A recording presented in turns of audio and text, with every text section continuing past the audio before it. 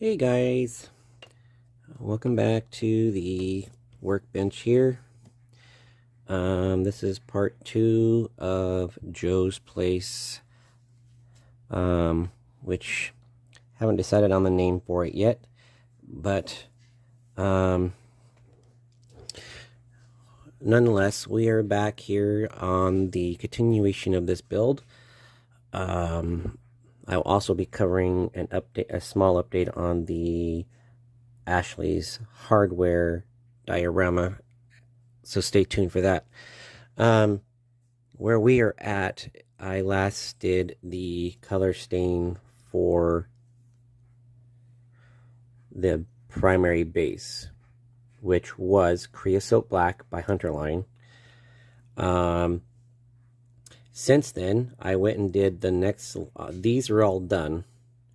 I went and used a little more dry brushed. I used slightly more paint than a dry brush, and I painted over every piece. As you can see, this is the completed piece right here.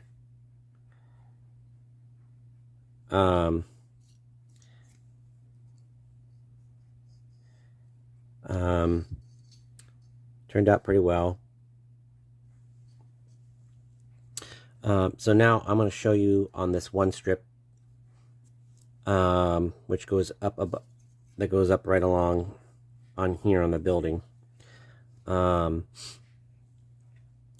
I did to achieve this and how and everything else. So with that, what I did was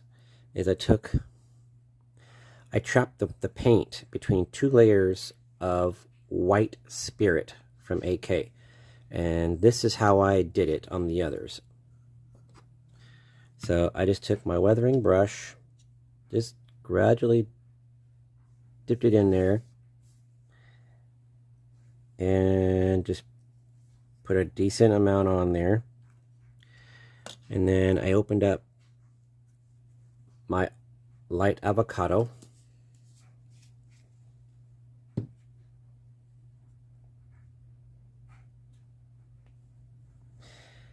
and I take my paintbrush right here, just lightly, a little, I don't, just kind of get most of it off, but and then I'm just going to draw just with this, kind of add little by little to the building to where it gets enough coat. And I don't do the whole building, I do a randomized because I want the gray to come through, and then I have the green, and then I'm going to put, and then the black in the background is going to pop. So what I want to do is I want to put it on in a way that will allow it to show all the layers. So I just kind of randomize it and a little bit, just kind of like that, just to show that the wall was green at one point, just like that. And you're gonna see the after effect. Yeah, it looks a little thick, but watch what's gonna happen. I already put a layer of the white spirit on there. So what I'm doing is I'm just brushing this down like that, just to spread it out a little bit. Now, the way I apply it will give me a way of showing age without having to do any extra work. So then, because I put a bottom layer of white spirit on there, I'm going to go immediately over the top with white spirit again. Just kind of do a good thorough, and this will trap it between the enamel wash.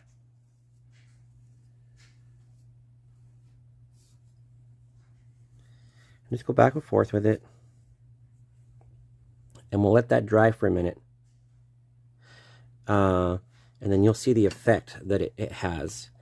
I think it's a quick, easy way to weather without having to go through all the other finagling of what you want, especially if you have a stain underneath and you want to show the stain base to all the way through the outer layer of layers you have. You really have to thin your other layers down And the way I find doing that is some use dull coat to protect each layer, and then they just thin each layer out and then kind of just mix them. That's cool. I've seen cool effects with that, but this is the way I like to do it. I use this, and I use isopropyl alcohol to thin the mix to give a smooth look. If it's a newer building, it's going to have cleaner paint, you know, smooth look, and whatnot. I do have the build from way back on Natalie's Freight. I did that with.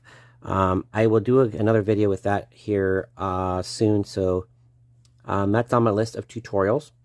So I will get to that and then show you how I actually do it with the isopropyl alcohol and what I use with that to get the look and the smoothness that I do. I'm unconventional in my painting. With weathering, I tend to do more and then remove, and it kind of adds a wear look as I remove it and until it gets to the right way. But we'll get into a video of that later. But for now, this is how I'm doing it on this project. It's a little different than I normally do it because I'm using white spirit, but the process is still the same. I would still use the isopropyl alcohol first to open up the pores of the wood, and then I put the paint on, and then I would brush it down. Once the pores open, add just a little bit more, and then I add the paint, and then I paint, and I just paint it until it gets all smooth and neat, and it adds a nice smooth coat finish to it.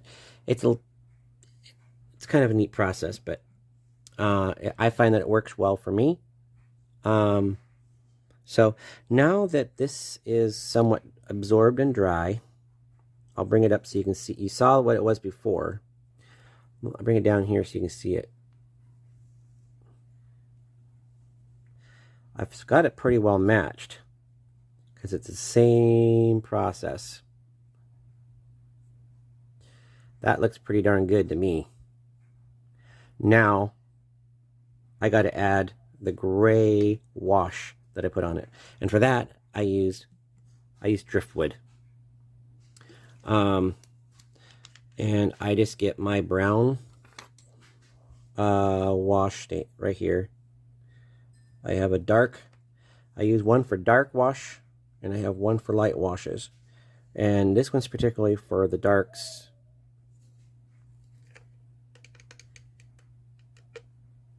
And so this is what it will do.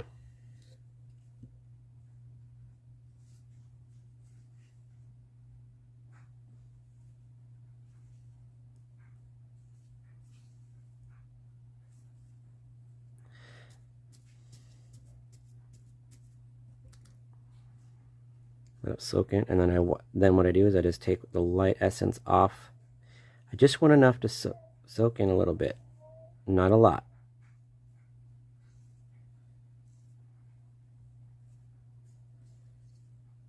Let that dry, and that's it. And then I could add another coat of other stuff if I want, but I'm not. So that is my process on how I did this weathering and wall painting. The walls are now painted and weathered. I don't have to do anything else to them.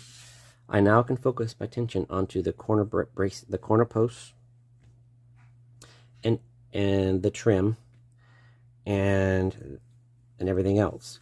Again, this all turned out pretty darn well, if you ask me. It does wonders.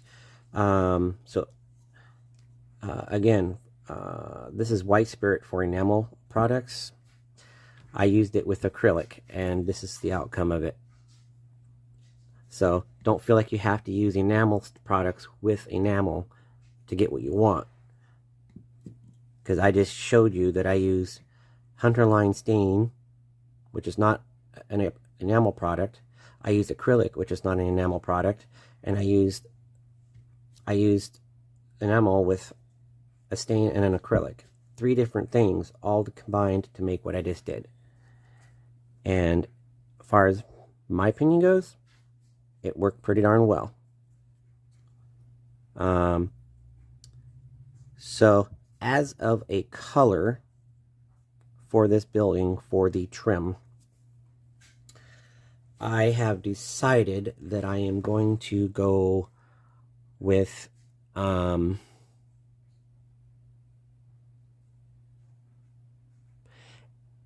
faded white,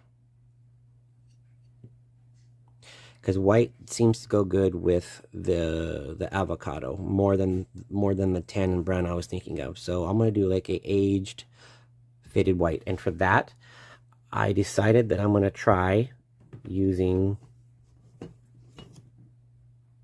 this. I was thinking more like the shale, but I think I'm going to go with the cottage white pigment, and I will thin that down and I will apply it. So I'm not going to go through the whole process. I'm going to do the same thing I did with this, and then I'll show you guys the finished product on the next video, because my goal is to get that done and then them trimmed down and installed, and then I can show you guys some of the assembly as this goes together. But I can't do that until I get all the windows and all the doors done and the trim, which is all the same color. So there's a lot of work just in the windows and the trim and the corner posts. So that's where my work is over for now, and then I will do another video when I get that done and show you the outcome. The whole process I just did for these walls will be done for every window and every corner post for this structure. Once the structure is done and put together, I will then move over to the base format, which will have a whole different aspect. It's going to have basically no little color. So anyway, this is where we're at on the build. Got the corner posts all cut out, and I got the extra lumber ready to be for the bottom deck. So before we go, I wanted to show you real quick where I'm at on this diorama build of Ashley's Hardware. So this is where we're at. Nope. Go this way. So I now have the whole structure now put on here. It is now, the structures are all assembled. They are now on here.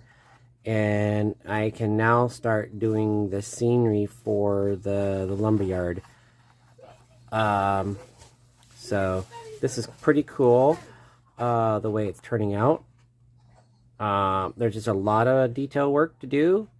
So we'll keep updates to you guys as it gets along. I got to order some fencing for the yard, maybe have a gate or something of that nature. But anyway, we'll have to see. I kind of know what I'm going to be doing with it, but this is kind of where we're at. So it's actually turning out a little better than what I anticipated. So but other than that, we are good to go. So yeah, this is just the update for the diorama for the South Haven Lumber Supply, and all that. So stay tuned for another update when there is one. I'm just kind of taking it by ear when I can get things done to it. So in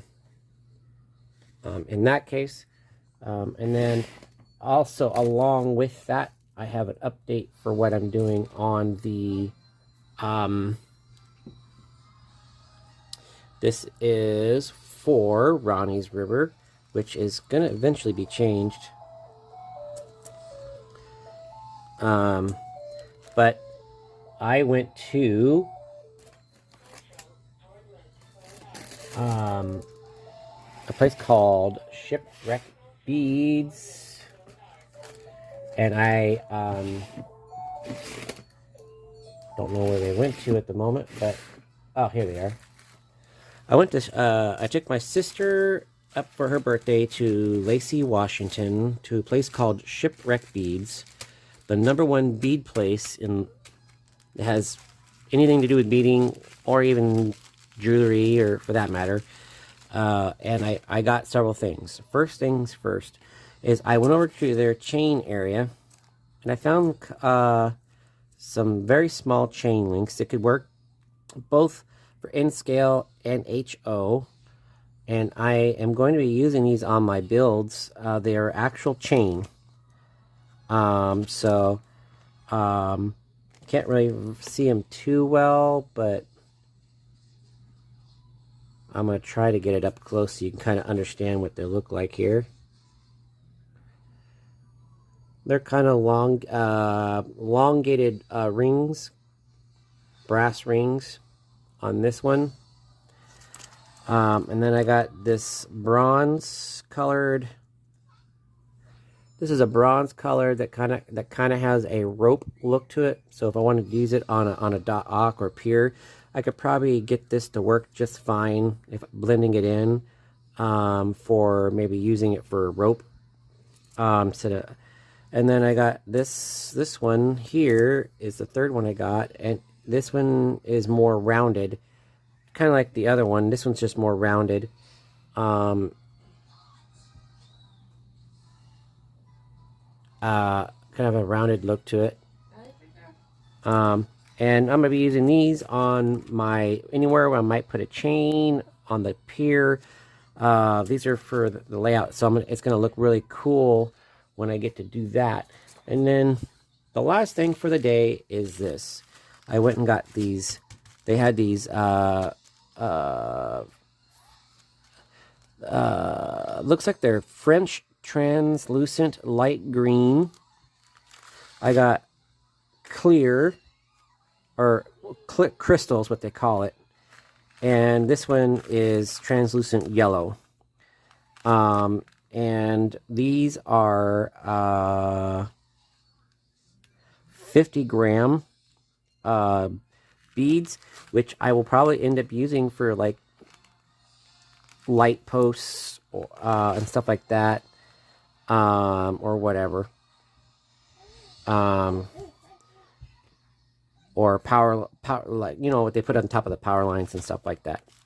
So these are the colors I chose. I'll be using whatever stands out to me when I start doing the layout and start installing. When I get to that point, I'll be using these to install my power lines or whatever. And I'll just probably put the wire through it and make that my power line, or put it right up to it. Figure that out.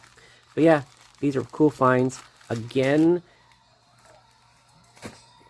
I recommend you going to the world. Here is where you can go. It's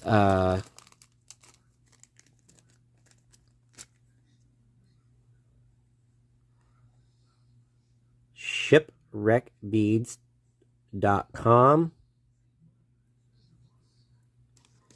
and they are, according to their label, Shipwreck Beads, the world's largest selection of beads. So again, shipwreckbeads.com. Check them out. They are a store, but they also ship from orders online. So please check them out. They have a whole slew of things that, personally, I believe everyone has a different taste, first off. But I do believe they have a little bit of everything for everybody in our hobby. Go in there, check them out, you know, see if they have anything that will work for you. They have a good selection of chain links in there. And I paid $3 a foot, and some I paid a little over $4. It really depends on the size and everything else, and they charge by the foot. So again, I recommend them. They are pretty darn wide range in my book. So with that, guys, that's going to wrap up today's whole video. I on top of all of the current build stuff I just went through with you guys. And anyway, that kind of wraps everything up along with everything. And we'll be back with another update with this Joe's Place. And I'm hoping to have a name for this by the time this next video comes out. Because this project I've been waiting to do for a while. There's several in my arsenal that I have here. And this is a more recent purchase than those. But I'm very excited to be doing these right now. So until next video, I'll be working on all the windows and the doors and the trim and the corner posts, which I will be doing in the cottage white, faded cottage white. So I am going to be doing a same process again with the creosote black on all of the trim that I'm going to be doing. So I already have all my little pieces cut out for where I need them. So I will get those all done, get those all done, then I can put them on, and then I can do the doors and windows, which are over here already drying and staying flat, and all that good stuff. So anyway, you all have a wonderful rest of your day, and I hope you all had a great Thanksgiving with your families, as I have had with mine. And we will see you next week as we move on into the Christmas holiday. Well, hopefully we will all get to share our builds together and have an enormous fun time through what's supposed to be, and it should be, the happiest season, which is the end of the year. So with that, I will see you soon. Talk to you guys all later. Bye.